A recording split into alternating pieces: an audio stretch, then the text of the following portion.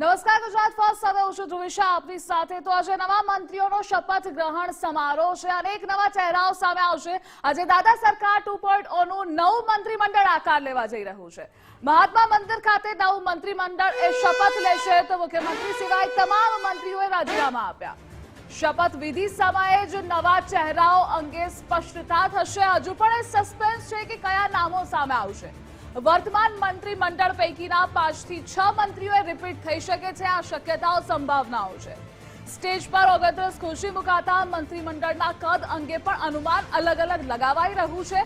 જો કે જે હજુ પણ રહસ્ય ઘેરાયેલું છે, થોડી વારમાં આ ચિત્ર સ્પષ્ટ થઈ જશે। 29 સદસ્યોનું હોઈ શકે છે ગુજરાતનું આ નવું મંત્રીમંડળ। રિપીટ થનારા મંત્રીના પોર્ટફોલિયો સંપૂર્ણપણે બદલાઈ શકે છે। નવા મંત્રીઓમાં કેટલાક નામ ચર્ચાતા છે, કેટલાક સરપ્રાઇઝ પણ હોઈ શકે છે, કારણ કે ભારતીય જનતા પાર્ટી હંમેશા સરપ્રાઇઝ માટે જાણીતી છે। એટલે અનેક સરપ્રાઇઝિંગ નામ પણ સામે આવી શકે છે। ઘણા રિપીટ પણ થઈ શકે છે, ઘણાના પત્તા કપાવાના પણ છે, તેના નામો પણ ચર્ચાઈ રહ્યા છે। ગુજરાતમાં નવા વર્ષે મંત્રીમંડળનો નવો જ ચહેરો અસ્તિત્વમાં આવશે। શપથ ગ્રહણ સમારોહ માટે સાધુ સંતો સહિત અનેક લોકો પણ હાજર રહેવાના છે। જો કે રાજ્યપાલ સાથે મુખ્યમંત્રી મુલાકાત કરવાના છે। ગઈકાલે આજે મુલાકાત હતી, તેને રદ કરવામાં આવી હતી, એટલે કે નવા સમીકરણો સેટ કરવામાં આવ્યા હોઈ શકે, આ પણ અટકળો છે। મુખ્યમંત્રી ભૂપેન્દ્ર પટેલ રાજ્યપાલ સાથે મુલાકાત કરશે। ગઈકાલે મુખ્યમંત્રીની રાજ્યપાલ સાથે મુલાકાત નહોતી થઈ। તો મુખ્યમંત્રીની જેપી નડ્ડા સાથે 3 કલાક ગઈકાલે બેઠક ચાલી હતી। જેપી નડ્ડા સાથે બેઠકના કારણે જ રાજ્યપાલને તે મળી નહોતા શક્યા। તો મંત્રીઓના રાજીનામા અને નવા મંત્રીઓનું લિસ્ટ પણ રાજ્યપાલને આપવામાં આવશે। તો અલગ અલગ હાલ ક્યાસ પણ કઢાવવામાં આવી રહ્યા છે। આજે રાજકીય તસવીર ગુજરાતની બદલાવા જઈ રહી છે। 2 અલગ અલગ દ્રશ્યો ટીવી સ્ક્રીન પર પણ આપ જોઈ રહ્યા છો। શપથ વિધિ સમારોહના મહાત્મા મંદિર ખાતેના જ્યાં નવા મંત્રીઓ આજે શપથ લેવાના છે, તો દાદાની એક નવી જ ટીમ તૈયાર થવા જઈ રહી છે। જો કે નામો નક્કી છે, પરંતુ સામે આવવાના બાકી છે। અનેક નામો ચર્ચાઈ રહ્યા છે। આ વખતે એવી પણ ચર્ચાઓ છે કે સૌરાષ્ટ્રમાંથી વધારે નામ સામે આવી શકે છે।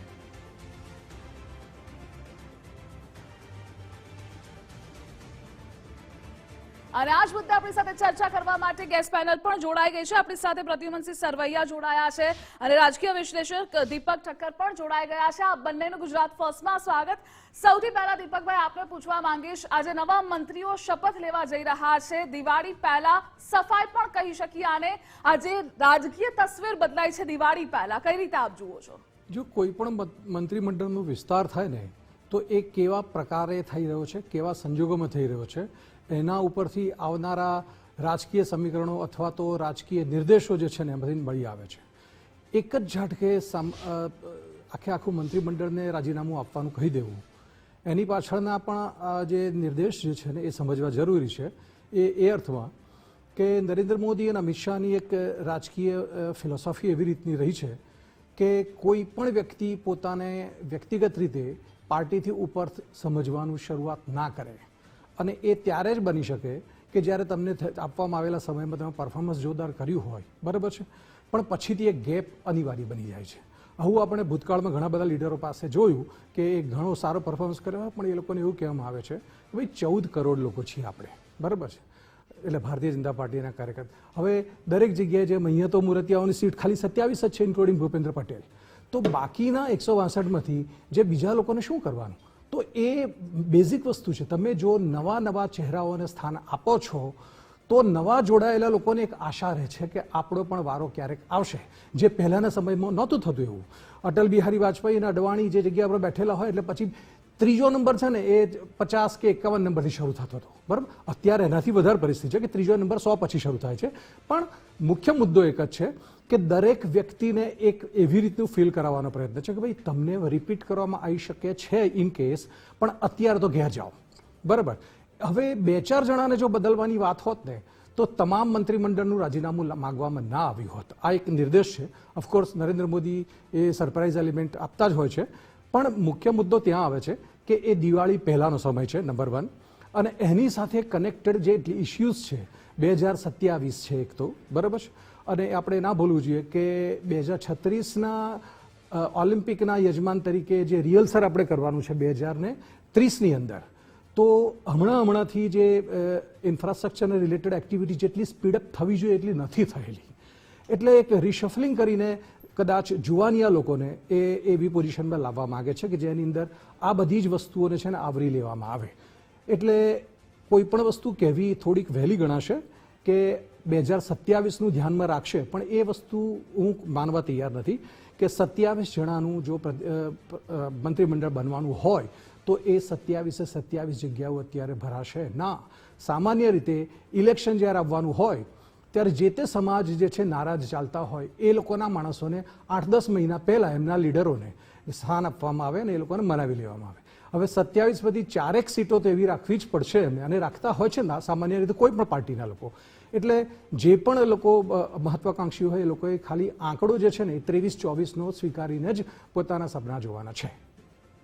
એક્ઝેક્ટલી. અને આપણી સાથે પ્રદ્યુમનસિંહ પણ જોડાયેલા છે, એમની પાસે જઈશું અને એમને પૂછીશું જે આજે રાજકીય તસવીર બદલાવા જઈ રહી છે. પ્રદ્યુમનસિંહ, પહેલા તો આપ તેને કઈ રીતે જુઓ છો? આ વખતે એવી પણ ચર્ચાઓ સૌથી વધારે થઈ છે કે સૌરાષ્ટ્રનું વજન વધી શકે છે, તેને લઈ આપનું શું કહેવું છે?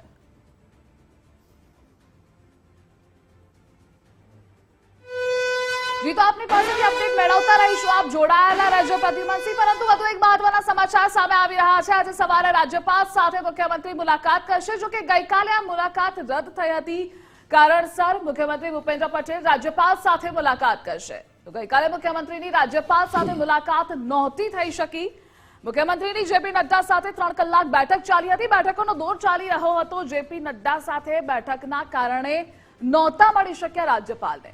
મંત્રીઓના રાજીનામા અને નવા મંત્રીઓનું લિસ્ટ રાજ્યપાલને આપશે. આપણી સાથે રાજકીય વિશ્લેષક પ્રદ્યુમનસિંહ જોડાયેલા છે. જે પ્રદ્યુમનસિંહ, આપણે જે વાત કરી રહ્યા હતા તે આપણે કન્ટિન્યુ કરીએ.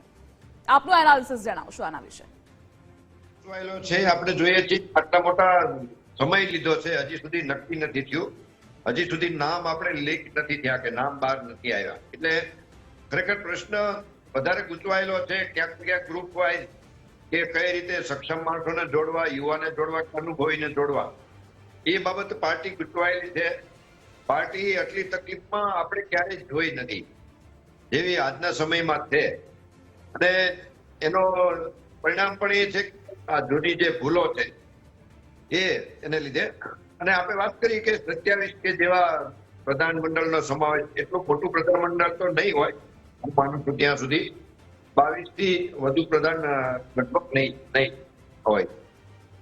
હાજી જી, તો આપણે આગળ પણ ચર્ચા કરતા રહીશું. આપણી સાથે દીપકભાઈ પણ જોડાયેલા છે. દીપકભાઈ, આ વખતે પરફોર્મન્સ પણ એટલું જ ફોકસ રહેશે તેના પર, કારણ કે જે પણ મંત્રીઓ છે, જો કે આપણે આના પર ચર્ચા કરતા રહીશું. આપણી સાથે સંવાદદાતા ઉમંગ જોડાયેલા છે. ઉમંગ પાસેથી આપણે માહિતી જાણીશું. ઉમંગ, આજે શપથ ગ્રહણ નવા મંત્રીઓનો છે. દિવાળી પહેલા આ એક દિવાળીનો તહેવાર નવા મંત્રીઓ માટે છે. દાદા સરકારની આ નવી ટીમ, આપની પાસે અપડેટ શું મળી રહી છે આ લેટેસ્ટ તે આપ જણાવશો?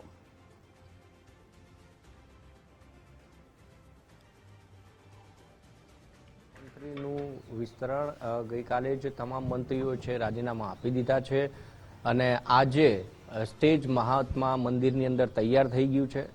11-11:30નો સમય છે કે જ્યાં આગળ મહાત્મા મંદિરે શપથ સમારોહની શરૂઆત થશે. પરંતુ તે પહેલા રાષ્ટ્રીય અધ્યક્ષ જેપી નડ્ડા પણ ગઈકાલે ગાંધીનગર પહોંચ્યા હતા અને હાલ તેઓ જ્યાં હું ઉપસ્થિત છું એટલે કે ગાંધીનગર સર્કિટ હાઉસમાં હાજર છે.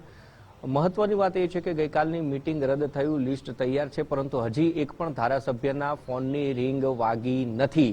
સમાચાર એ પણ મળી રહ્યા હતા કે રાત્રે 2 વાગ્યા સુધી ધારાસભ્યોને ફોન આવી શકે છે અને એટલા માટે જ તે ધારાસભ્યોને દિવાળી સારી કરવાનો અભરખો હતો. તેમણે આખી રાત મોબાઈલ ચાર્જિંગમાંથી નીકાળ્યો પણ નથી અને ઉજાગરો કરી લીધો છે.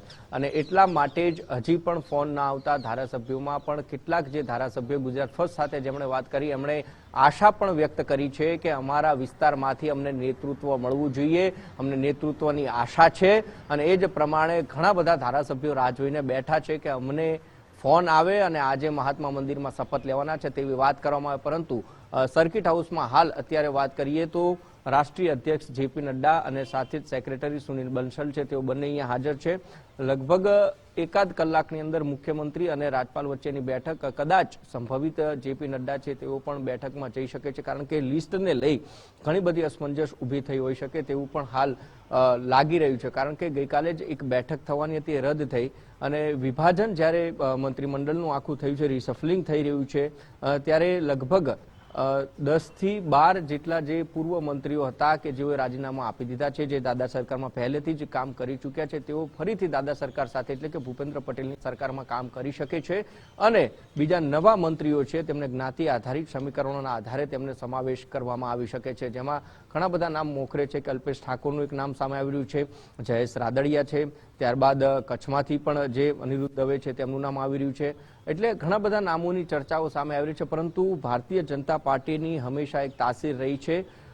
ઘણી બધી વખત એવું બન્યું છે કે જે નામોની ચર્ચા થતી હોય તેનું ઉલટું નામ છે જોવા મળતું હોય છે, પરંતુ આ વખતે પ્રદેશ અધ્યક્ષ જે જગદીશ વિશ્વકર્મા બન્યા તેમાં ક્યાંક મીડિયા છે એ સાચું ઠર્યું હતું ને, અને મંત્રીઓના જે નવા નામ આવી રહ્યા છે તેમાં પણ જેના ઉપર સિક્કો લાગવાનો છે, ગુજરાત ફર્સ્ટે જે પણ નામ બતાવે છે એમાંથી 99% નામ ફાઇનલ છે અને એ જ નામોના જે મંત્રીઓ છે તે શપથ લઈ શકે છે. એ ધારાસભ્યો આજે મહાત્મા મંદિર પહોંચે કે જ્યાં આગળ 10 માઇકની વ્યવસ્થા પણ કરવામાં આવી છે, એટલે કે ધ્રુવિશા એક સાથે 10 મંત્રી સાથે શપથ લઈ શકે તેવી વ્યવસ્થા મહાત્મા મંદિરમાં કરી દેવામાં આવી છે. ખુરશીઓ ગોઠવાઈ ગઈ છે, બસ હવે ઘડીઓની રાહ જોવાઈ રહી છે અને એ મોબાઈલ ફોન કે જેમાં રિંગ વાગે અને ધારાસભ્યો જેમણે ઉજાગરો કર્યો છે લગભગ અઢી 3 વાગ્યા સુધી અને વહેલી સવારે જાગી અને વોકિંગ કરવા લાગ્યા છે એ MLA ક્વાર્ટર્સના પરિસરની અંદર, બસ ફોન સાથે છે, ફોન હાથમાં છે, રાહ જોઈ રહ્યા છે રિંગ વાગવાની અને ક્ષણની રાહ જોઈ રહ્યા છે કે ક્યારે ફોન આવે, કોને ફોન આવે અને કોણ મંત્રી તરીકે શપથ લઈ શકે. જી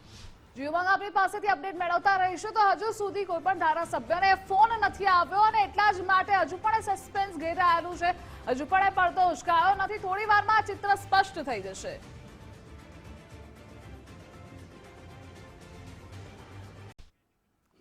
તો આપણી સાથે દીપકભાઈ જોડાયેલા છે. દીપકભાઈ, નવા જોશ, નવા ઉત્સાહ સાથે નવા વર્ષની શરૂઆત થતી હોય છે અને એવી જ રીતે દાદા સરકારની આ નવી ટીમ આવી રહી છે, નવા ચહેરાઓ આવી રહ્યા છે. કયા કયા નવા ચહેરાઓ જેને પ્રાધાન્ય મળી શકે છે આ મંત્રીમંડળમાં આપની દ્રષ્ટિએ?